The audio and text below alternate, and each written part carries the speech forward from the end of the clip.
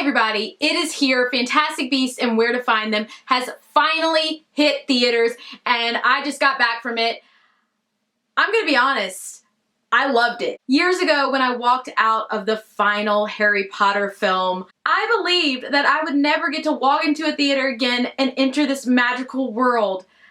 I was wrong, and I am so happy I was, because this film, pun intended, was fantastic. For those of you unfamiliar with what Fantastic Beasts is about, this is actually a movie made based off of the textbook Fantastic Beasts and Where to Find Them by Newt Scamander, which is a book given to students in Hogwarts. And I just, when they announced this film, I wondered, how's this gonna work? How's this gonna work? Well, when David Yates was announced as the director of the film and that J.K. Rowling was going to be doing the writing, I was okay. I was alright, and I knew that it was going to be good. The movie starts off when Newt Scamander arrives in New York City with a briefcase full of magical beasts. I really loved how Eddie Redmayne portrayed Newt. I loved seeing the wizarding world in America in the 1920s. Now, we didn't just get the American wizards, we got 1920s American wizards. I love the 20s, I love the fashions, and I just gotta say, I loved Queenie.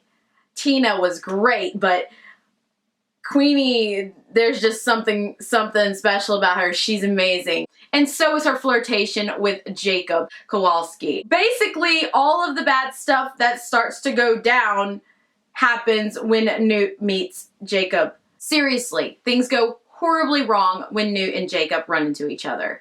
Now, I'm going to get into some spoilers, so if you have not seen this film yet, just turn this off and come back once you've seen the movie. Alright, so when Newt and Jacob meet, Newt is in the process of finding a niffler that was in his briefcase. And, it just causes a lot of bad things to go down. This little niffler, which it's basically a magical platypus. That's what I'm calling it. It's a magical platypus. And it can hoard all of the shiny jewels and just hide all your shiny stuff. And gold and silver and, yeah, hide it all. Because if it's missing, a niffler's taking it. I'm just, anytime I misplace any jewelry now, I'm gonna blame it on a niffler. As Newt is trying to catch this niffler, he meets Jacob, and after Jacob finds out about magic, and yeah, it's bad. It's bad. It's real bad, and Newt gets in trouble, but he doesn't get in trouble with who is actually in charge. He gets in trouble with a former Auror from Yakuza named Tina, and during all this, he also runs into the head of Salem 2. I believe that was the name. I've only watched the movie once, so if I got the name wrong, I'm sorry. Basically, it's a radical group trying to spread awareness about witches and wizards, headed by, I believe the woman's name was Mary Lou, and she's just a really crazy bitch. Anyways, throughout all of this, when Tina is trying to take down Newt, Jacob gets away, and he doesn't get obliviated, and he accidentally picks up Newt's briefcase. Yeah, that happened. So, later on, after she tries to get Newt in trouble, as this is going down, Jacob opens the briefcase, and stuff gets out, and basically, after that, Newt spends the movie trying to regather all of these creatures, and there's just so many great scenes. So many great scenes. But I have to say, I'm sticking with the niffler. That is my favorite creature in this movie. It's my favorite. It's my favorite. Even though it's not the most beautiful creature, it is the most fun. It's the most fun. Now, throughout all of this, there are some very serious things that go down. We meet Percival Graves, who is an Auror from Yakuza, and he is crooked. He is very crooked.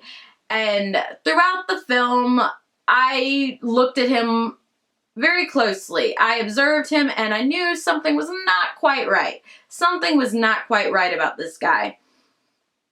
Now, I'll get to that in a minute, but first off, there's another character that is very important to this film. There's this character named Credence, and he's played by Ezra Miller. I didn't know anything about this character going into the film, and I was so glad that I didn't, and that I didn't watch a ton of clips before seeing this movie, because I was very surprised. I don't know if there was a lot of clips with him in it, but when I saw what he was all about, I flipped out a little bit. Something else that we were introduced to in this film was an Obscurus. Now, I'm still trying to fully understand everything about that, and I will see the movie several more times to understand it a bit more. But basically, from what I've gathered and what they've said, an Obscurus is a budding witcher wizard that is suppressing their magical powers. And when they do this, it forms this dark, uncontrollable force that eventually kills the witcher wizard. Now, the thing about it in this movie, they are trying to figure out who the Obscurus is and to stop them. But that's not what Percival is actually about. He wants to use this child to his own gain. But get this. It turned out it wasn't a child. It was Credence, and he somehow figured out how to survive. I don't know how, but he did. And the way it played out is what really blew my mind. Seeing Credence as this Obscurus and him getting killed, but possibly maybe not getting killed. I don't know.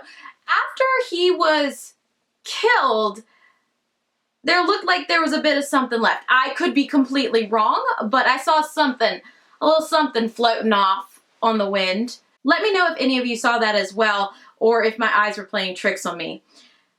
The last thing I think that really just, I did not see it coming. It just smacked me in the face. When Newt revealed that Percival was Gellert Grindelwald, my jaw dropped. I didn't think we were going to see Johnny Depp already as Gellert Grindelwald, but yeah, I'm a little torn on my thoughts about this. I thought they were going to save it for the next movie, but I guess they decided to go ahead and have that in there. I just, I didn't see it coming. I didn't see it coming. I should have expected something along those lines, but I'm glad that I was surprised. I think my favorite thing about this film was going in and not knowing what to expect, because every time I went and saw a Harry Potter film, I knew what was coming. I read the books, so yeah. All in all, I adore this film. We'll be seeing it several more times and buying it on Blu-ray. If you enjoyed this, don't forget to hit that subscribe button, like this video, and let me know what you thought about the movie. I'll talk to y'all later. Bye, guys.